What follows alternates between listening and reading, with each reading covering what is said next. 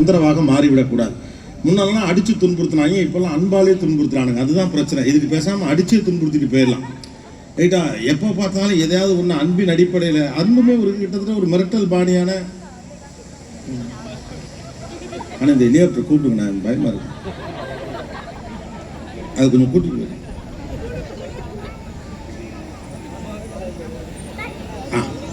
Thank you. நானே தலையை இப்படி இப்படி கரெக்ட் பண்ணி வச்சுட்டு இருக்கேன். எல்லாம் அன்பே நம்முடைய பிள்ளைகளுக்கு தொந்தரவாகிறது. ஒரு கட்டத்தில் பிள்ளைகள் தாங்களாக செய்ய விரும்பக்கூடிய விஷயங்களை செய்ய உள்ளுக்குள் அஞ்சுகிறார்கள். எதை செய்தால் அம்மாவுக்கு பிடிக்கும், எதை செய்தால் அப்பாவுக்கு பிடிக்காது என்ற குழப்பத்தோடு வளருகிற பிள்ளைகள் அவர்கள் நினைத்ததையும் செய்ய முடியாமல் போகிறது, நீங்கள் நினைப்பதையும் அவர்களால் செய்ய முடியாமல் போகிறது. ஆக பிள்ளைகளுக்கு ஒரு வாழ்க்கை இருக்கிறது. எப்பொழுது நம்ம புரிந்து கொள்கிறோமோ அப்போதுதான் நம்முடைய ஆசைகளை பிள்ளைகளை எக்ஸிக்யூட் பண்ணணும் அப்படிங்கிற இடத்துலேருந்து நகர்ந்து நம்முடைய பிள்ளை என்ன விஷயத்தை செய்ய விரும்புகிறது என்பதை பற்றி நாம் யோசிக்க முடியும். வைரமுத்துடைய ஒரு கவிதை உண்டு, ஒவ்வொரு நாட்டிலும் ஒரு பிள்ளை பெறுவதற்கு ஒரு காரணம் இருக்கிறது அப்படின்னு சொல்லிட்டு. அமெரிக்காவிலே ஒரு பிள்ளை அறிவியலாளனாக பெற்றெடுக்கப்படுகிறான். ஜப்பானிலே வேற ஒரு விஷயத்துக்காக பெற்றெடுக்கப்படுகிறான். 2-3 நாடுகளை பற்றி சொல்லிட்டு இந்தியாவில் மட்டும்தான் ஒரு பிள்ளை கொல்லிக்காக பெற்றெடுக்கப்படுகிறது அப்படின்னு சொல்லுவார். ஏன்னா நம்ம ஊரில் கடைசி ஒரு டயலாக் வச்சிருப்பாங்க, எதுக்கு குழந்தை பெற்றுக்கணும், கொல்லி கூட ஒரு பிள்ளை வேண்டாமா, அதை கொண்டே மிஷினில் கொடுத்தா சொம்பில் தரவாங்க, அவ்வளோதான், அதுக்கு எதுக்கு இவ்வளோ தூரம் கஷ்டப்பட்டு ஒரு பிள்ளையை விட்டு வளர்க்கணும் போகணும். ரொம்ப கிளியராக இருங்க. ஒன்று நீங்கள் நினச்சதை பிள்ளை செய்யணும், இல்லை பிள்ளை நினச்சதை அது செய்யணும். ரெண்டுக்கு நடுவில் நீ நினச்சது நீ செய்யலை, நான் நினச்சது நீ செய்யன்னு சொல்லி மாற்றி மாற்றி குழந்தைகளை போட்டு குழப்பிட்டு இருக்காதீங்க. பிள்ளைகளை பற்றிய பயத்திலிருந்து தயவுசெய்து வெளியே வாருங்கள். ஏன்னா ஒரு பிள்ளைக்கு நீங்கள் கொடுக்கக்கூடிய நம்பிக்கை என்பது உங்கள் துணிச்சலிலிருந்தும் வாழ்வினுடைய புரிதலிருந்து வர வேண்டும், உங்கள் பயத்திலிருந்து வரக்கூடாது.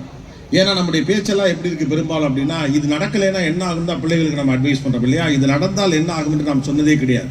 ஏன்னா நம்முடைய வார்த்தைகள்லாம் எதுலேருந்து வருதுன்னா நம்முடைய பயத்திலிருந்தும் கவலையிலிருந்தும் வருகிறது. ஒருவேளை என்னுடைய பிள்ளை ஜெயிக்காமல் போனால் என்ன ஆகும் என்ற கவலையிலிருந்து தான் அந்த பிள்ளைக்கு நம்ம அட்வைஸ் பண்ணுறோம். நீ நல்லா படிக்காமல் போயிட்டேன்னா நாளைக்கு சாப்பாட்டுக்கு கஷ்டப்படுவேன், நல்ல வேலைக்கு நீ போகாமல் போயிட்டீங்கன்னா உன்னால் நல்லது கேட்டது செஞ்சுக்க முடியாது, பண்ணிக்க முடியாது, ஊரில் யாரும் ஒன்றும் மதிக்க மாட்டானுங்க அப்படின்னு. ஏன் இப்படியாக வார்த்தைகள் வருகிறது அப்படின்னா, பிள்ளைகள் தோற்று போகும் என்ற பயத்திலிருந்து தான் பிள்ளைகளுக்கான அறிவுரைகளை நாம் சொல்லிக் கொண்டு இருக்கோம். அப்படி கிடையாது. உங்கள் துணிச்சலிருந்து உங்கள் நம்பிக்கையிலிருந்து தான் பிள்ளைகள்கிட்ட நீங்கள் வார்த்தைகளை சொல்லணும். ஏன்னா பிள்ளைகள் எப்போதும் நம்பிக்கையோடு தான் இருப்பாங்க. அவர்களுக்கு இந்த உலகத்தை பார்த்து எந்த அளவுக்கும் பயமே கிடையாது. நாமெல்லாம் கொஞ்சம் கஷ்டப்பட்டு கடந்து வந்த காரணத்தினால பிள்ளைகளும் அப்படித்தான் இருப்பாங்கன்னு நாமெல்லாம் நினைச்சுக்கிறோம். எப்போது நம்பிக்கையிலிருந்து நீங்கள் வருகிறீர்களோ அப்போது பிள்ளைக்கு பன்மடங்கு நம்பிக்கை வரும். கவலைப்படாத, நான் இருக்கேன். ஒரு பிள்ளைக்கு நீங்கள் தர வேண்டியது மிகப்பெரிய விஷயம் ப்ரொடெக்ஷன் அண்ட் சப்போர்ட் தான். நான் கீழே விழுந்தா தாங்கி பிடிக்க என் தகப்பன் இருக்கிறான், என் தாய் இருக்கலாம் என்று நம்புகிற பிள்ளை நம்பிக்கையோடு இந்த உலகத்தை எதிர்கொள்ளும். அறிவாளி பிள்ளைகளை விட நம்பிக்கையோடு வளர்கிற பிள்ளைகள் தான் இந்த உலகத்தை வென்றிருக்கிறார்கள். உங்கள் பிள்ளைகளை நம்பிக்கையோடு வளரும். நம்பிக்கையில தான் அந்த வார்த்தை வரும், பயத்திலேருந்து வரக்கூடாது. ஆனால் பயத்திலேருந்து தானே சொல்லிகிட்டே இருக்கோம். நல்லா படிக்கிற ஒரு வார்த்தையை நல்லா படின்னு சொல்லி முடிச்சு விட்டுருலாம் இல்லையா. நல்லா படித்தா 4 பேருக்கு உபகாரமாக இருக்கலாம், நல்லா படித்தா காசு பணம் சம்பாதிக்கலாம், நல்லா படித்தா உலகத்தை புரிஞ்சுக்கலாம், 4 இடத்துக்கு போகலாம் வரலாம், 4 பேருக்கு நல்லது செய்யலாம் அப்படிலாம் சொல்லலாம்ல. ஆனால் நல்லா படிக்கிற ஒரு வார்த்தை, ஒரு வார்த்தையை நம்ம ஊரில் நேரடியாக அப்படி சொன்னதே கிடையாது. நீ படிக்கலைன்னா உருப்பிட மாட்டேன், படிக்கலைன்னா ரோட்டில் தான் நிற்ப, எதெல்லாம் நான் சொல்கிறேன் அது வேணாண்டாம்பி, இதுங்க ஒரு மாதிரி பதட்டமாக இருக்குது, அதை மட்டும் பிடிச்சி வச்சுக்கோங்க. அதை வேற சுற்றி கூட்டியாதீங்க. அது பூச்சுக்குன்னு கிட்ட வருதா பட்டாரம் வந்து இடிச்சு விடுமோன்னு பயமா. கோபிநாத்தா இருப்பதன் சிரமம் கோபிநாத்துக்கு மட்டும்தான் தெரியும். இப்போ கூட பாருங்களேன், எல்லாரும் நீங்கள் தான் கீழே சிரமப்பட்டு உட்காந்துருக்க மாதிரி நினைப்பீங்க. நீங்கள் கூட பாருங்கள், சௌரியமாக எல்லாரும் உட்காந்தா இருக்கீங்க, நான் தான் நின்றுக்கிட்டு இருக்கேன். எங்கே விட்டேன் போச்சு, மறுபடியும் அந்த ஹெலிகாப்டர் வந்துச்சுன்னு வச்சுக்க. அப்போ நம்பிக்கையிலிருந்து உங்கள் வார்த்தை வருகிற போது பிள்ளை பயப்படாமல் அடுத்த கட்டத்தை நோக்கி நகரும். தன்னை விட பெரிய வயதில் இருக்கிறவர்கள், தன்னை பாதுகாக்கிறவர்கள், தன்னை விட பலசாலியாக இருக்க வேண்டும் என்று ஒரு பிள்ளை ஆசைப்படும். இதுதான் குழந்தையோட சைக்காலஜி. எப்போதுமே எங்கள் அப்பா அம்மாவுக்கு தான் மிகப்பெரிய பலம் இருக்குன்னு குழந்தைகள் நம்புகிறார்கள். அதனால சின்ன வயசுல நீங்களும் சரி உங்கள் பிள்ளைகளும் சரி சூப்பரான ஒரு சூப்பர் ஹீரோ பற்றி பேசுகிறப்ப தன்னுடைய தந்தையை பற்றி தான் சொல்லுவாங்க. எங்கள் அப்பா வந்து பயங்கரமான பலசாலி அப்படிம்பாங்க. சின்ன பசங்களுக்குள்ள பேச்சுவார்த்தை நடக்கிறப்பெல்லாம் கவனிச்சிருக்கீங்களா? எங்கள் அப்பா அப்படியே ஒரு மூட்டையை தூக்கிடுவாருமா ஒருத்தன், எங்கள் அப்பா எங்கள் அம்மாவே தூக்கிடுவாருமா ஒருத்தன், எங்கள் அப்பா வந்து வானத்துக்கு பறந்தே போவார் அப்படிமா ஒருத்தன், எங்கள் அப்பா வந்து ஹெலிகாப்டரில் தனியாக ஓட்டிகிட்டு போவார் அப்படிமா. ஏன்னா இந்த உலகத்தில் நடக்க முடியாத மிகப்பெரும் வித்தைகளை செய்வதற்கான தகுதியும் துணிச்சலும் தன்னுடைய தந்தைக்கும் தாய்க்கும் இருப்பதாக குழந்தைகள் நம்புகிறார்கள். அப்படிப்பட்ட ஆதர்ச புருஷர்களாக இருக்கிறவர்கள் ரொம்ப உள்ளுக்குள்ளே ஒடுங்கி போய் பயந்து பேசுனீங்கன்னா பிள்ளை உங்களை விட பயப்பட ஆரம்பிக்கும். மறுபடியும் நான் சொல்கிறேன், வாழ்க்கையும் நடைமுறையும் மாறி இருக்கிறது. இன்றைக்கு அறிவாளி பிள்ளைகளை விட நம்பிக்கையான பிள்ளைகள் தான் ஜெயிக்கிறார். நீங்கள் இந்த உலகத்தில் ஜெயிச்சவங்க கணக்கெல்லாம் எடுத்து பார்த்தீங்கன்னா எல்லா அறிவாளி பிள்ளையும் ஜெயிச்சிட்டானான்னு சொல்ல முடியாது. ஆனால் நம்பிக்கையோடு போனவன் ஏதோ ஒரு இடத்துல எதையோ பிடிச்சி மேலே வந்துட்டான். அந்த பசங்களும் அந்த பிள்ளைங்களும் நல்லா வந்திருக்காங்க. அதனால் நம்பிக்கையோடு பிள்ளைகளை பாருங்கள். இந்த பிள்ளைகள் தோற்று போவார்கள் என்ற கவலையிலிருந்து உங்களுடைய அட்வைஸஸை சொல்லாது. ஏன் அப்படின்னா நாம் வாழ்கிறதே இந்த பிள்ளைக்காக தான். அதனால இந்த பயம் வருது. பயம்லாம் வேண்டாம். அவ்வளோ வாய்ப்புகளும் வசதிகளும் எக்கச்சக்கமான தொழில்நுட்பங்களும் வந்திருக்கிறது. நீங்கள் வளர்ந்த காலத்தில் இருந்ததை விட 100 மடங்கு தொழில்நுட்பமும் வாய்ப்பு வசதிகளும் வந்திருக்கிறது. ரெண்டாவது, இந்த காலத்து பிள்ளைகளே மோசம் என்ற அபிப்பிராயத்திலிருந்து முதல்ல வெளியில வாங்க. இது ஒரு பெரிய பிரச்சனை. நம்ம பிள்ளைங்களை நாம பக்கத்து வீட்டுக்கார பிள்ளைங்களோட கம்பேர் பண்ணது ஒரு காலகட்டம் இல்லையா? அப்படிலாம் கம்பேர் பண்ணிட்டு இருந்தோம். இப்போலாம் நம்மளே கொஞ்சம் நாகரிகமான ஆள்னு காட்டிக்க வேண்டிய அவசியம் இருக்குது. அதனால நம்ம அடுத்த கூட கம்பேர் பண்ணக்கூடாது அப்படின்னு நம்ம முடிவு பண்ணிட்டோம். இப்போ அதுக்கு மேலே என்ன பண்ணுறாங்க அப்படின்னா, இவங்க 15 வயசுல எப்படி இருந்தாங்களோ அதோட கம்பேர் பண்ணுறது. நானும் 15 வயசுல எப்படி இருக்கும் தெரியுமா? நானும் அவ்வளோ சிறப்பான ஆளாக இருந்தேன், நானும் ஒழுக்கமான பிள்ளையாக இருந்தேன், நானும் சினிமாவே பார்க்க மாட்டேன், நான் எப்போதும் படிச்சுக்கிட்டே தான் இருப்பேன். நீங்கள் 15 வயசுல என்ன கிழிச்சிங்கன்னு எவனுக்கும் தெரியாது இல்லையா? நீங்கள் பண்ண வேண்டிய எல்லா அக்கிரமத்தையும் பண்ணிவிட்டு கோயில் திருவிழா வம்புழுத்து ஊரில் அடி வாங்கி கடைசியில் உங்களுக்கு எவனுமே பொண்ணு கொடுக்காம கடைசியில் உங்கள் அப்பா போயிட்டு அவர் தங்கச்சிட்ட நீ தான்ப்பா கொடுக்கணும், முறை பிள்ளைய கட்டி வைன்னு சொல்லி கல்யாணம் பண்ணால கூட இருப்பாரு இல்லையா? ஆனால் கடைசி வரைக்கும் உங்களுடைய பாலிய காலத்தோடு உங்கள் பிள்ளைகளை ஒப்பிடாதீர்கள். உங்கள் உலகம் வேறு, இப்போது வாழக்கூடிய பிள்ளைகளின் உலகம் வேறு. ஏன் உங்கள் பாலிய காலத்தோடு ஒப்பிடக்கூடாதுன்னு சொன்னா, அப்போ என்ன நினைப்பீங்கன்னா, உங்கள் 15 வயதில் நீங்கள் சந்தித்த சவால்களை தான் இந்த பிள்ளைகள் சந்திக்கிறார்கள் என்று நீங்களாவே நினைச்சுப்பீங்க. உங்கள் 15 வயதில் உங்களுக்கு என்ன சிக்கல் ஏற்பட்டதோ அந்த சிக்கலைத்தான் இந்த பிள்ளைகளும் ஃபேஸ் பண்ணிக்கிட்டு இருக்காங்க அப்படின்னு நீங்களாவே நினைச்சுப்பீங்க. கிடையாது. இந்த காலகட்டத்தில் 15 வயசு பிள்ளை சந்திக்கக்கூடிய பிரச்சனையும் நீங்கள் 15 வயதில் சந்தித்த பிரச்சனையும் முற்றிலும் வேறான. பக்கத்து வீட்டு பையன் கிள்ளிட்டான், என்னை சீட்டில் உட்கார விடலை, என்னை வண்டியில் ஏற்றலை, எனக்கு ஸ்நாக்ஸ் கொடுக்கல, இந்த மாதிரியான சண்டைகள் தான் உங்கள் காலகட்டத்தில் இருக்கும். இன்றைக்கெல்லாம் 2 உலகத்தில் வாழ்றாங்க. விர்ச்சுவல் உலகம், டிஜிட்டல் உலகத்துக்குள்ள ஒரு பையன் வாழ்ந்துகிட்டு இருக்கான், ஒரு பொண்ணு வாழ்ந்துட்டு இருக்காங்க. இன்னொரு பக்கம் பேரலாக பள்ளிக்கூடம், சூழல், வாழ்க்கை, டிஸ்ட்ராக்ஷன்ஸ் ஏகப்பட்ட விஷயங்கள் இருக்கு. அப்போ இந்த கால தலைமுறை பிள்ளைகளுடைய வாழ்க்கையை நீங்கள் புரிந்து கொள்ள வேண்டும் என்றால் இந்த 15 வயசு பிள்ளையுடைய வாழ்க்கையை தான் பார்க்கணும். உங்கள் தலைமுறையோட நீங்கள் ஒப்பிட்டீங்கன்னா அந்த பிள்ளையை உங்களால் வளர்த்திருக்கவே முடியாது. ரொம்ப கஷ்டமான விஷயம். எப்போதுமே நமக்கு நம்மை விட அடுத்த தலைமுறை மோசமான தலைமுறைன்னு சொல்றதுக்கு தான் பிரியம் இருக்கும் இல்லையா? எல்லாருமே அப்படி தான் சொல்லுவாங்க. ஏன்னா அப்போ தான் நான் நல்லவன் ப்ரூவ் பண்ணலாம். நீ கெட்டவன் ஆனா தான் நான் நல்லவன் ஆக முடியும். கிளைமேக்ஸில் ஒரு ஹீரோவுக்கு அவர் ஹீரோவானா ஒருத்த வில்லனா இருக்கணும். அந்த அவன் வில்லனா இருக்கிறதுனால நம்ம ஹீரோவா இருக்கோம். அதனால பிள்ளைய வில்லனாக்காதீங்க. நீங்களாம் மோசம், மரியாதையே கொடுக்கறது இல்லை, எதுவுமே உங்களுக்கு தெரியல, எதுவுமே தெரியாதவங்களா இவ்வளோ படிக்கிறாங்க. நீங்களாம் மனசாட்சியை தொட்டு சொத்து பாருங்க. 10ஆம் கிளாஸ்ல நீங்கள் படித்த படிப்பை 4ஆம் கிளாஸ் உட்காந்து படிச்சுட்டு இருக்கான். பசங்களுக்குலாம் டியூஷனையும் சொல்லிக் கொடுக்க முடியல. சிலபஸ்லாம் அவ்வளோ கஷ்டமாக இருக்குது, அவ்வளோ பயங்கரமாக இருக்குது, எக்கச்சக்கமாக படிக்க சொன்னாங்க. நீங்கள்லாம் 400 மார்க் எடுத்ததுக்கே புது சட்டையெல்லாம் வாங்கி கொடுத்தாங்க. உங்கள் வீட்டில் ஞாபகம் இருக்கா? 10ஆம் கிளாஸில் 400 மார்க் எடுத்துட்டாலே ஊரே கொண்டாடுவாங்க. இப்போலாம் 409 மார்க் 98 மார்க் எடுத்தவங்கலாம் அழுதுகிட்டு இருக்கான். 2 மார்க் போயிடுச்சு 500க்கு. மேக்ஸில் தான் முன்னால் 100க்கு 100 வாங்குவாங்க. தமிழ், இங்கிலீஷ்னு அம்புட்டையும் 100க்கு 100 வாங்குறாங்க. Standards of education tremendously develop ஆயிருக்கு. அப்போ உங்கள் காலத்தோடு நீங்கள் ஒப்பிட முயற்சி பண்ணுவதன் பின்னணியில் நீ அவ்வளவு தகுதியானவன் அல்ல, நீ அவ்வளவு தகுதியானவன் அல்ல என்று உங்கள் பிள்ளைகளுக்கு நீங்கள் மறுபடியும் அவநம்பிக்கை விதைக்க முயற்சிக்கிறீர்கள். நீ சரியான ஆள் இல்லைன்னு சொல்றதுனா அதோட நோக்கம் என்ன அப்படின்னா, நீ இன்னமும் சரியாக செயல்படவில்லை என்று சொல்ல முயற்சிப்பதுதான். அப்புறம் அடுத்த தலைமுறைகளை எப்போதுமே நமக்கு ஒரு குற்றச்சாட்டு, அவர்கள் என்னை போல இல்லைன்னு. உங்களைப் போல உங்கள் பிள்ளைகள் இல்லை என்கிற காரணத்தினால் அவர்கள் தகுதியானவர்கள் இல்லை என்று நீங்களாகவே ஒரு முடிவுக்கு வந்துவிடக்கூடாது. உங்கள்கிட்ட மட்டும் இல்லை, டீச்சர்ஸ்னே இது உண்டு. டீச்சர்ஸ் வருஷம் ஒரு டயலாக் சொல்லுவாங்க தெரியுமா? டீச்சர்ஸ்லாம் எங்கே இருக்கீங்க? ஓகே, பசங்களோட இருப்பாங்க. டீச்சர்ஸ்லாம் வருஷம் ஒரு டயலாக் சொல்லுவீங்க, ஞாபகம் இருக்கா? இந்த மாதிரி ஒரு மோசமான பேட்சை நான் பார்த்ததே இல்லை அப்படிம்பாங்க. ஆனால் வருஷம் அதே டயலாக் சொல்லுவாங்க. ஏன்னா வருஷம் மோசமாயிட்டு இருக்காங்க. இல்லை, நம்ம அடாப்ட் ஆகாமல் இருக்கோம். அவர்களுக்கு இந்த உலகம் மட்டும்தான் தெரியும், உங்கள் உலகம் தெரியாது. 20 ஆண்டுகளுக்கு முன்னதாக இந்த உலகம் எப்படி இருந்ததுலாம் அவர்களுக்கு தெரியாது. அவர்களுக்கு இந்த உலகம் தான் தெரியும். நீங்கள் எதெல்லாம் சிக்கல்னு நினைக்கிறீங்களோ அவங்களாம் சாதாரணமாக அதை புழங்கிக்கிட்டு இருப்பான். ரைட்டா? ஒரு இன்டர்நெட்டில் ஒரு ஆர்டிஃபிஷியல் இன்டெலிஜென்ஸ் டூலோட உட்காந்து அவன் பேசிக்கிட்டு இருப்பான். அதுலேருந்து அவன் விளக்கம் கேட்டுக்கிட்டு இருப்பான். அப்போ அதெல்லாம் உங்களுக்கு புதுசாக தெரிகிறப்ப என்ன தோணுன்னு கேட்டால், நான் பண்ணாதெல்லாம் அவன் பண்ணுறான்னா அவன் சரியில்லாத ஆள் அப்படின்னு தோணும். ஏன் ஃபோனே நோண்டிட்டு இருக்கேன்? ஆக்சுவலாக சொல்ல போனால் நீங்கள் தான் ஃபோனை அதிகமாக பயன்படுத்துறீங்க. அதுதான் உண்மை. பசங்கள்லாம் இப்போ கிட்டத்தட்ட படிக்கிறதுக்கு யூஸ் பண்ணிட்டு இருக்கானுங்க. ஆனால் அநியாயத்துக்கு உட்காந்து ரீல்ஸ் பார்த்துக்கிட்டு தினமும் ஃபோட்டோ போட்டுக்கிட்டு அதில் என்ன நடந்துக்கிட்டு உட்காந்து பார்த்துக்கிட்டு இருக்கிறதுக்கு பெரியவங்க தான்.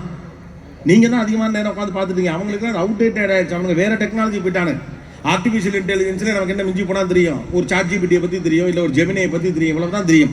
கிளாடுனா என்ன, அப்போ கர்சர்னா என்ன, இல்லை வேறு டூல்ஸ்லாம் என்ன பண்ணுதுங்கிற விவரங்கள்லாம் இன்றைக்கி இருக்கக்கூடிய பிள்ளைகளுக்கு தான் தெரியும். அப்போ டெக்னாலஜியோடு பிறந்தவர்களுடைய உளவியல் என்பது வேறானதாக இருக்கும். அதனால் பிள்ளைகளை பற்றி கவலைப்படாதீங்க. அவர்கள் உலகத்துக்குள்ளே வாங்க. அவர்கள் உண்மையிலேயே தவறு என்ன செய்கிறார்கள் என்று நீங்கள் கண்டுபிடிக்க வேண்டும் என்றால் அனுமானிக்கக்கூடாது, கவனிக்க வேண்டும். அதான் பிரச்சனை.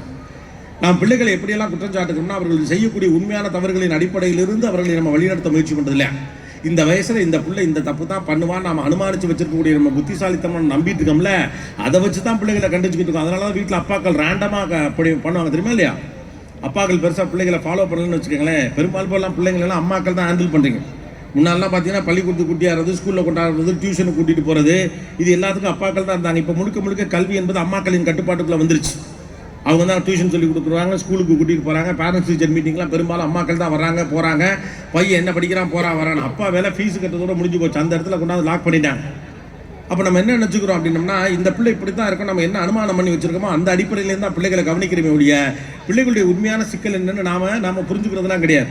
நம்ம அந்த அனுமானம் எந்த அடிப்படையிலேருந்து வருது? 15 வயசு பிள்ளை இப்படி தான் இருக்கும் நம்ம நினச்சிக்கிட்டு இருக்கோம்ல, அந்த அடிப்படையிலேருந்து வருகிறது. அப்போ அவருடைய உண்மையான பிரச்சனை என்னன்னு உங்களுக்கு தெரியணும்னா அவர்களை நீங்கள் கவனிக்கணும். நம்ம பிள்ளைகளை பெருசாக கவனிக்கிறதே கிடையாது.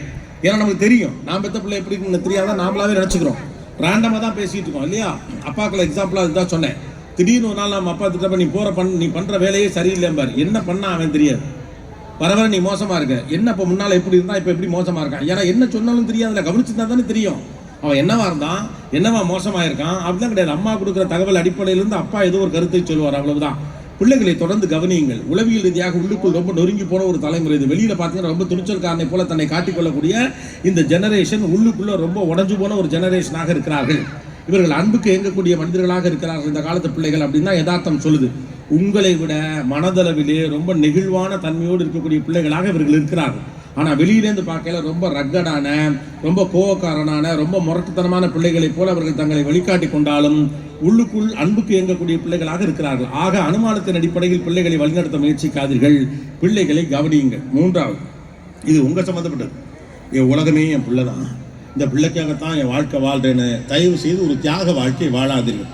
உங்கள் தியாகத்தை வச்சுக்கிட்டு நீங்கள் ஒன்றுமே பண்ண முடியாது. ஏன் அப்படின்னா அந்த தியாகத்தை நீங்கள் பண்ணி தொலைஞ்சு பின்னால் அவனையும் தியாகம் பண்ணுன்னு சாவடிப்பீங்க. ரைட்டா? அவர் 2 இட்லி திங்கிறவனுக்கு 4 இட்லியை வாயில் வச்சு மிதிச்சு திங்க வச்சு எல்லா புரோட்டீன் சாப்பாடு அவனுக்கு கொடுத்து உனக்காகத்தான் செய்தேன் அப்படிலாம் சொல்லி அவனை சாகடிச்சு சாப்பிட்றப்ப அவன் என்ன நினச்சிக்குவானா, அம்மா தியாகம் செஞ்சதை நினைக்க மாட்டான்.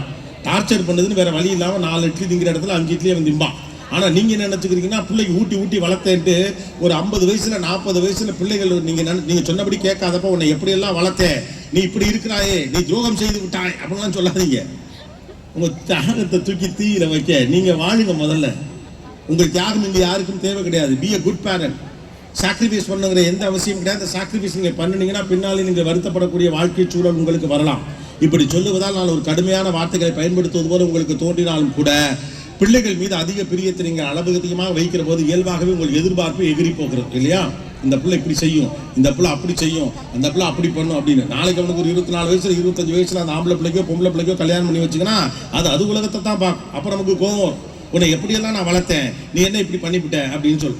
நீங்கள் ஒரு 24 வயசுல 25 வயசுல உங்கள் பெண் பிள்ளைக்கு கல்யாணம் பண்ணி கொடுத்தீங்கன்னா அதுக்கடுத்து அதுக்கு அங்கே போய் 1 வருஷத்துல என்னென்னலாம் அந்த பொண்ணு சொல்லும். எங்கள் வீட்டில் இந்த பழக்கம் இல்லைங்க, எது அவங்க வீடு அதை சொல்லுவாங்க. எங்கள் வீட்டில் இந்த பழக்கம் இல்லைம்பாங்க. 2 நாள் இங்கே வந்து தங்கிட்டு உங்கள் வீட்டில் ஏகப்பட்ட குறை சொல்லுவாங்க. என்ன இப்படி இருக்குது, ஏன் அடுப்படி இப்படி வச்சிருக்கிற, ஏன் மஞ்சப்பொடி டப்பா ஈரமாக இருக்குது, மிளகாப்பொடிக்கு தனியாக டப்பா வைக்க மாட்டியாரு 100 கேள்வி உங்களை கேட்பாங்க.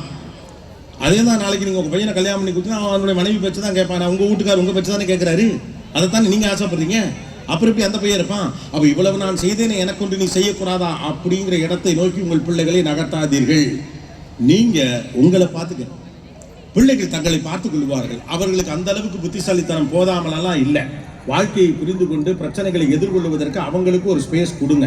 கடைசி வரைக்கும் கூட்டி கொண்டு போய் அவனை கரை சேர்த்து போட்டு தான் நான் ஓய்வேன். நோ, நீங்கள் அவர்களை கரை சேர்க்க வேண்டியதில்லை, வழிகாட்டினால் போதுமானது. ஏன்னா கரை சேருவது அவனுடைய பொறுப்பு.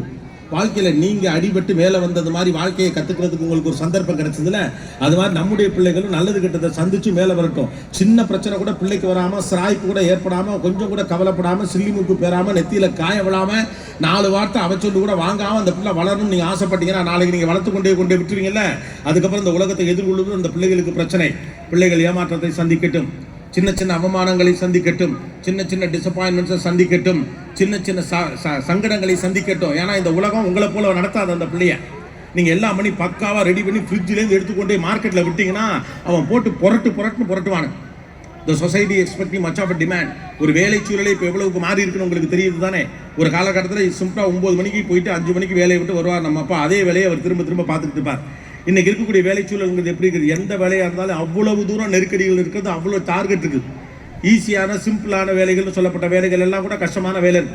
அவ்வளோ கஷ்டம் கிடையாது நினைக்கப்பட்ட பேங்க் வேலை இன்னைக்கு எப்படி இருக்கு ஞாபகம் இருக்கா? பேங்க் உத்தியோகம்னா பொண்ணு கொடுப்பாங்க அந்த காலத்தில். 9 மணிக்கு போனார்னா ராஜா மாதிரி 5 மணிக்கு வந்துடுவார், சட்ட கசங்காமல் வருவார்னு.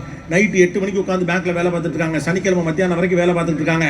கதவை சாத்திட்டு விடிய விடிய வேலை பார்க்குறாங்க. பேலன்ஸ் ஷீட்டு, கம்பெனிக்கு மியூச்சுவல் ஃபண்டு, லோனை கொடு, வீட்டு கடனை கொடு, அதை வாங்கு இதை வாங்குங்கிறாங்க. டீச்சர் வேலையெல்லாம் காலைல 9 மணிக்கு போயிட்டு 5 மணிக்கு வரதுங்கிறாங்க. இப்போல்லாம் அவங்களுக்கு பசங்க தான் முழாண்டு லீவு அரையாண்டு லீவுன்னு என்ஜாய் பண்ணுறாங்க. டீச்சர்கள்லாம் என்ஜாய் பண்ணவே முடியல.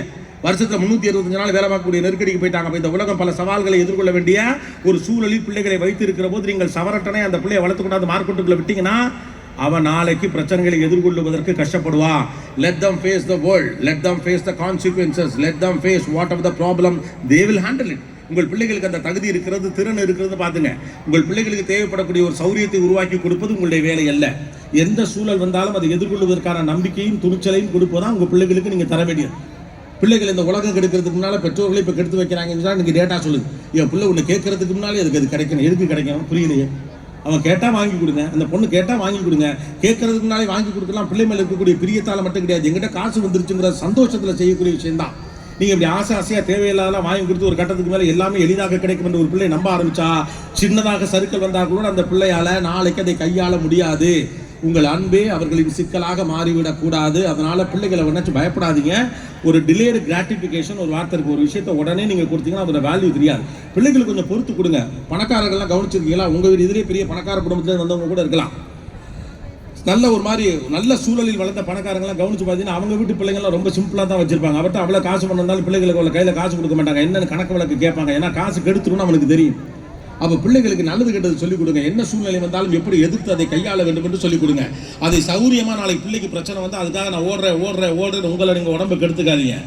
ஒரு கட்டத்துக்கு மேலே நீங்கள் பிள்ளைகளே உலகம் என்று மாறுகிற போது கணவன் மனைவி 2 பேரும் தனித்தனி தீவுகளாக மாறிக்கொண்டிருக்கக்கூடிய சூழல் வருது. அது அடுத்த பிரச்சனை. இன்னும் கொஞ்சம் ஸ்ட்ராங்காக சொல்லுவோமா? அதை உங்களுக்கும் உங்கள் கணவருக்கும் நடுவில் உங்கள் பிள்ளைகளை வரவிடாது. அட பாவி இப்படி சொல்லிவிட்டானே அப்படின்னு கோயிலில் போய் காசு வெட்டி போட்டுறாதீங்க. அதான் ரியாலிட்டி. ஏன்னா கடைசி வரை உங்களோடு வரப்போவது உங்கள் கணவர் தான்.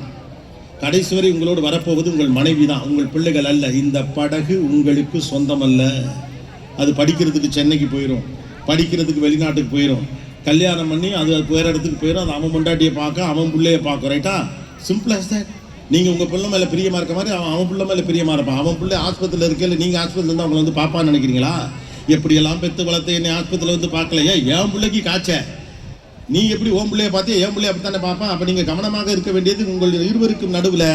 நீங்கள் உங்கள் பிள்ளைகளை விடக்கூடாதுன்னா அவனுக்கு ஒன்றும் செய்யாதீங்க நான் சொல்லவில்லை. கவனமாக இருங்கள். உங்கள் பிள்ளைகளே உலகம் என்று நீங்கள் வாழுகிற போது நீங்கள் 2 பேரும் தனித்தனி தீவுகளாக மாறிவிடக்கூடாது. You are married to your husband, you are married to your wife. நீங்கள் திருமணம் செய்து கொண்டது உங்கள் கணவரைத்தான், நீங்கள் திருமணம் செய்து கொண்டது உங்கள் மனைவியைத்தான், உங்கள் பிள்ளைகளை அல்ல. இந்த பிள்ளைகள் வெளியே போவார்கள். அன்றைக்கு நீங்கள் ஏங்கி நிற்கக்கூடாது என்பதற்காக முன்னால் நான் சொல்கிறேன். எப்போதுமே நான் சில நேரம் பேசுகிறப்ப அப்போ கொஞ்சம் எரிச்சலாக வரும். இப்படி சொல்கிறான், எப்படி பண்ணுறான் பாரு அப்படின்னு.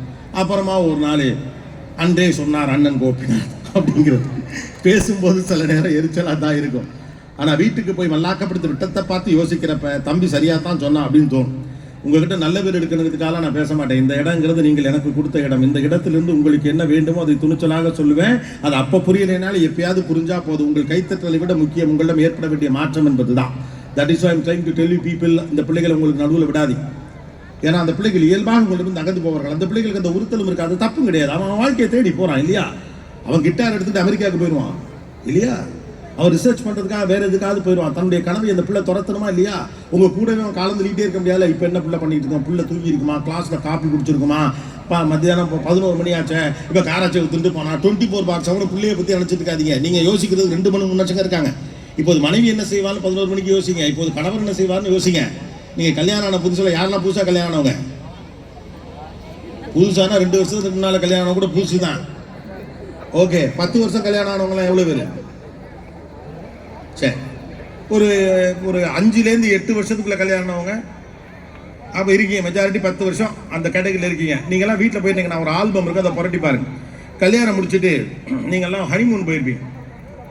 அப்போ எடுத்த போகல தான். நிறைய பேர் போவே இல்லைம்மா, நிறைய பேர் போகிறதே இல்லை. போனாலும் எப்படி போகிறாங்கன்னு கேட்டால் இவங்க குடும்பத்துலேருந்து 10 பேர், அவங்க குடும்பத்துலேருந்து 10 பேரை கூட்டிகிட்டு ஹனிமூன் போனேன்னு சொல்கிறாங்க. இதெல்லாம் வந்து நீயா நல்லா சொல்லியிருக்காங்க.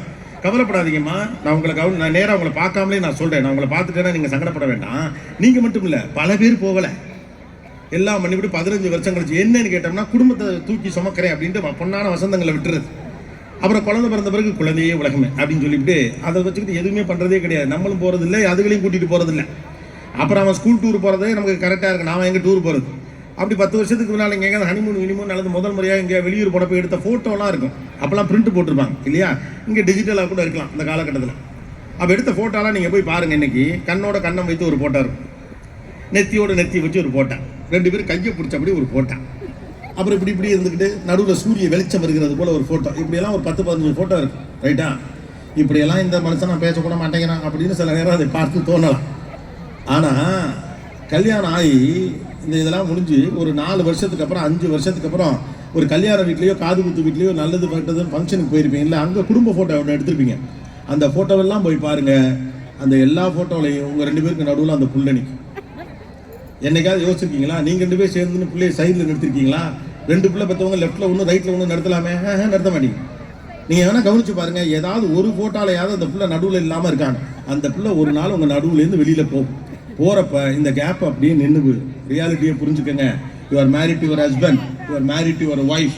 Be a lovable husband, be a lovable wife. ஒரு 30 வருஷம் 20 வருஷம் கழிச்சு பையனை படிக்க வச்சு, பொண்ணை படிக்க வச்சு, காலேஜுக்கு அனுப்பி வச்சு, வேலை வாங்கி கொடுத்து, அவனுக்குன்னு ஒரு நல்லது கெட்டதுன்னு கல்யாணம்லாம் பார்த்து வச்சு, பொண்ணுக்கு கல்யாணம்லாம் பண்ணி, அந்த பேர பிள்ளைகளை தூக்கி கொஞ்சி எல்லாம் பண்ணி, ஒரு கட்டத்தில் அந்த பிள்ளை நான் பிஸியாக இருக்கேன்னு சொல்கிற கட்டம் வர்றப்ப தான் திரும்பி பார்த்தா ஒரு கேரக்டர் ப்ளூ கலர் கையில் கட்டிக்கிட்டு வெள்ளை பனியம் போட்டுட்டு வீட்டில் உட்காந்து நியூஸ் பேப்பர் படிச்சுக்கிட்டு இருக்கும். அது பேர் புருஷன். அந்த ஆள் பழகி இருப்பார். அதுக்கப்புறம் நீங்கள் அவர்கிட்ட சேர முடியாது, வாழ்க்கையில் போய் ஜாயின் பண்ணவே முடியாது. அவர்கிட்ட நான் அப்புறமா தங்கச்சிகளுக்கெல்லாம் போனை போட்டு சொல்கிறது, அந்த மனுஷனை விட்டுட்டேன், புள்ளேன்னு பார்த்து அவர் பாட்டுக்கு ஒத்தையாக தெரிகிறாரு அப்படின்னு. இப்படி வேலை என்று தெரியக்கூடிய ஆண்களும் கூட மனைவியை பெரிதாக கவனிக்காமல் பிள்ளைகளுடைய படிப்பு, எதிர்காலம், அந்த பிள்ளைகளை ஜெயிக்க வச்சு ஊருக்குள்ள ஒரு பெரிய கௌரவமான பேர் வரணும். வீராசாமி, சுப்பிரமணி 2 பிள்ளைகளையும் இப்படி படிக்க வச்சுதான், இதாக்கிட்டாங்கிற பேரோட திரும்பி பார்த்தீங்கன்னா உங்கள் மனைவி தனியான ஒத்தாலாக உட்காந்துருப்பாங்க. வாழ்க்கையில் 2 பேர் மட்டும் ஒரே வீட்டுக்குள்ள இருந்து தனியாக இருக்கிற மாதிரி ஃபீலிங் இருக்குல்ல, அது ஒர்ஸ்ட் ஃபீலிங். இதையெல்லாம் சொல்கிறதுக்கு நீ யாராங்கிறீங்களா? நான் தான் இது தமிழ்நாட்டுக்கு சொல்ல முடியும். ஏன்னா நான் தான் உங்கள் கூட அதிகமாக உரையாடிக்கிட்டே இருக்கேன் இல்லையா? உங்களோட அதிகமாக உரையாடி கொண்டு இருப்பது நான் தான். உங்கள் கதை எல்லாத்தையும் சேர்த்தாந்து எங்கிட்ட தானே வந்து சொல்லிட்டு போகிறீங்க. அப்போ எனக்கு தானே இத்தனை கதை கேட்ட அனுபவம் இருக்குல்ல. So be aware about it. உங்களின் துணை என்பது உங்கள் 27 வயதில் உங்கள் இருவருக்குமான துணையை விட மிக முக்கியமானது. உங்களின் துணை 45 வயதில் உங்கள் இருவருக்கும் இருக்கக்கூடிய துணை தான் மிக முக்கியமானது. Be prepared for that. அன்னைக்கு பிள்ளைகளை நீங்கள் எதிர்பார்த்து கொண்டு இருக்க முடியாது.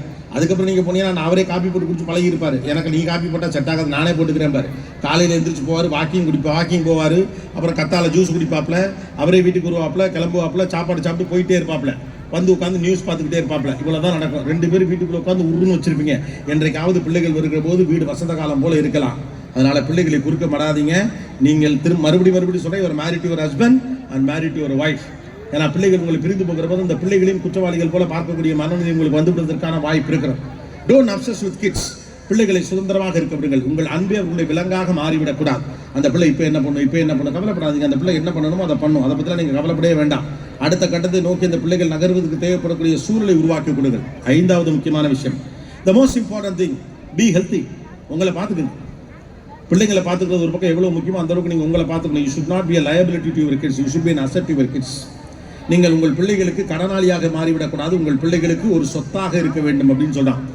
அது என்ன சொத்தாக இருக்கணும் அப்படின்னு சொன்னோம்னா, ஏரியாவில் 2 வீடு வாங்கி போட்டுருக்கணும், பேங்க் பேலன்ஸ் அவனுக்குன்னு 50 லட்ச ரூபா சேர்த்து வச்சிருக்கணும், அவளுக்குன்னு ஒரு 100 பவுன் போட்டு கல்யாணம் பண்ணி கொடுக்கணும். அது இல்லை, நீங்கள் இருக்கணும். அதான் முக்கியம். நீங்கள் ஆரோக்கியத்தோடு இருக்க வேண்டும். ஒரு தந்தை என்பது ஒரு பலம், தாய் என்பது ஒரு பலம். எங்கள் அப்பா இருக்காருன்னு ஒரு பொண்ணு, கல்யாணம் ஆன பொண்ணு, ஒரு 28 வயசு பொண்ணு, அவங்க வீட்டில் 1000 பிரச்சனை நடந்தாலும் எங்கள் அப்பா இருக்காருங்கிற தெம்பை இந்த உலகத்தில் ஒன்னாலையும் தர முடியாது. எங்கள் அப்பா இருக்கார், ஆக்டிவாக இருக்கார், எனக்காக வந்து நிற்பார்னு ஒரு பெண் பிள்ளை நினைக்கிறான்ல, ஒரு ஆண் பிள்ளை நினைக்கிறான்ல, அப்போ யூ ஷுட் பி ஹெல்த்தி. அம்மாக்களும் ஹெல்த்தியாக இருங்க. எல்லாம் எப்படி இருக்கும்? தியாகத்தை, அதுதான் சொன்னவங்க, தியாகத்தை தூக்கி தீயில வைக்க அப்படின்னு. ஏன்னா கணவர் காசு வீணாக போயிடக்கூடாதுன்னு சொல்லிட்டு பாதி வயிறு சாப்பிட்றது, இல்லாட்டி வேஸ்டாக போயிடக்கூடாதுன்னு 8 இட்லி திங்கிறது. ரைட்டு தானே? என்னத்தை நமக்குன்னு தோசையை ஊற்றலாம், இருக்கிறத திம்போன்னு ஒத்த தோசையை பழசத்துன்னு விட்டு பாதி வயிற்றோட படுத்துக்கிறது. மறுநாள் காலையில் கபன்னு பசிக்கையில் பச்சை தண்ணியை மொண்டு ஊற்றி திங்க குடிக்கிறது. சரி, பசங்க இன்றைக்கி 8 இட்லி திம்பாங்க, ஆளுக்கு 4 சாப்பிடுவாங்க. எனக்கு கணக்கு பண்ணால் 2 பேரும் ஆளுக்கு 1 இட்லியை தின்னுட்டு படுத்துருவாங்க. அவன் வெளியில் சாப்பிட்டு வந்திருப்பான். ஐயோ 6 இட்லி அநியாயத்துக்கு வேஸ்ட்டாக போயிருமேன்னு சொல்லிவிட்டு 6 இட்லியை உட்காந்து தேங்காய் சட்னியை ஊற்றி புரட்டி அடிக்கிறது. இல்லைன்னா அவங்க அன்னைக்கு திடீர்னு 10 இட்லி செஞ்சு நம்ம 2 இட்லி திம்பானுங்க 8 இட்லி திம்பானுங்கன்னு கணக்கு பண்ணி வச்சோம்னா அவனுங்க 10 தின்னுட்டு போயிடுவாங்க. நம்ம என்னத்தை சாப்பிட்டோம்னு இருக்கிறது ஏதோ ஒன்று மேகியை கிண்டி சாப்பிட்டு போயிருது. உங்களை பார்த்துக்கோங்க, you should be an asset. நம்ம ஊரில் 40 வயதில் பெண்கள் எல்லோருக்கும் முட்டி வலி இருக்கிறது, அடி வயிற்று வலி இருக்கிறது, ரைட்டா? இதெல்லாம் நாளைக்கு என் பிள்ளைக்காக உழைச்சி என் இடுப்பே ஒடிஞ்சு போச்சு. இந்த உங்கள் டயலாக் வச்சுட்டு நாங்கள் இங்கே ஒன்றும் பண்ண போகிறது. கடைசியில் வேற நீங்கள் பார்த்துக்கல, இந்த ஆளை வேற ஒத்தையா விட்டுட்டீங்க, பிள்ளைகளை பார்த்துக்கிறேன். அந்த ஆள்கிட்ட மனுஷன்ட்ட போயிட்டு இடுப்பு வலிக்கலாம், வலிக்கட்ட இடுப்புன்னு இருந்தால் வலிக்கத்தான் செய்யும் பாரு, ரைட்டா? ஏன்னா நீங்கள் அவர்கிட்ட டிஸ்டன்ஸில் போயிட்டீங்க. ஆணுக்கு அப்படித்தான், பெண்ணாவது உடல் வலியை பொறுப்பா, ஆணுக்கு முடியாது. ஒன்று புரிஞ்சுக்கணும், சவால்களை எதிர்கொள்வது பெண்ணுக்கு இயல்பாகவே இருக்கக்கூடிய தகுதி. அவள் வாழ்க்கையில் எல்லா சவாலையும் டே டு டே பார்க்குறான். அவள் வாழ்வினுடைய எல்லாத்தையும் மறுபிறப்ப பார்த்து பயப்படாதவ. ஒரு பிள்ளை பிறக்கும் போது தாய் இறப்பதற்கு வாய்ப்பு இருக்கு. இன்னைக்கு கூட there is a possibility of death, சாகிறதுக்கு சான்ஸ் இருக்கு. அப்போ கூட ஒரு பிள்ளையை பெற்றுக்க அந்த பெண்ணு பயந்ததே கிடையாது. ஒரு பிள்ளையை பெற்றுக்கிட்ட எல்லா பெண்களும் இந்த ஆப்ரேஷன் தேட்டர்லையோ அல்லது பிள்ளையை கையில் வச்சுக்கிட்டோ சொல்கிற முதல் டயலாக் என்ன தெரியுமா? அப்பாடி இந்த ஒத்த புள்ள தான்ப்பா, இனியெல்லாம் பிள்ளை பெற்றுக்க மாட்டேன். அடுத்த 2 வருஷம் கழிச்சு பச்சு இன்னொரு பிள்ளை பெற்றுப்பான். பயம் இல்லை, ரத்தம் பார்த்து பயம் இல்லை. குழந்தைக்கு சின்னதாக ஒரு கீரல் இருந்தால் கூட அப்பாக்கெல்லாம் படப்படப்பட்டு வாங்க, பிள்ளைய கையில் வாங்க பயப்படுவாங்க. ஆனால் அம்மாக்கள் பயப்படவே மாட்டாங்க. டப்புன்னு காப்பி தூள் எடுத்து மூக்கில் வச்சுட்டு சரியாக பேர் பேசாம படுங்க அப்படிம்பாங்க. தினந்தோறும் சவால்களை சந்தித்து பழகி வைப்பேன். ஆணுக்கு வேறு மாதிரியான அலுவலக சவால்கள் உண்டு, வாழ்க்கை சவால்கள் கிடையாது. இல்லாட்டி வேற மாதிரியான டைமென்ஷன்ஸ். அப்போ ஆணுக்கு முடியாமல் போச்சுன்னா ரொம்ப கஷ்டம். அதனால தான் பெண்கள் வீட்டில் ஒரு வார்த்தை சொல்லுவாங்க தெரியுமா? அந்த முடியாமல் போகிறது எனக்கு வந்தால் தேவையில்லை, இந்த மனுஷனுக்கு வந்தால் அந்த வீட்டில் மனசு இருக்க முடியாது அப்படிம்பாங்க. வர்ற வயிற்று வலி எனக்கு வந்தால் கூட பரவாயில்ல, இந்த ஆளுக்கு வயிற்று வலி இருந்துச்சுன்னா வீட்டையே 2 பண்ணுறாரு அப்படின்னு. சாதாரண தலைவலிக்கே குடும்பத்தையே சாகடிப்பாங்க. ஏற்கனவே இந்த மாதிரி 7-8 பிரச்சனை அது மாதிரி பேசாம தான் இருக்கு. எனக்கு தான் அங்கே வலிக்குது இங்கே வலிக்குது, நான் என்ன சொன்னேன்னா நீ சொல்லு நானும் சொல்கிறேன் அப்படிம்பாரு. உங்கள் உடம்பை பார்த்துக்கோங்க. ஒரு கட்டத்துக்கு மேலே நீங்கள் 2 பேரும் சீக்காளியாகி உட்காந்துருக்க முடியாது. பிள்ளைகளுக்கு நீங்கள் சொத்தாக இருக்கணும்.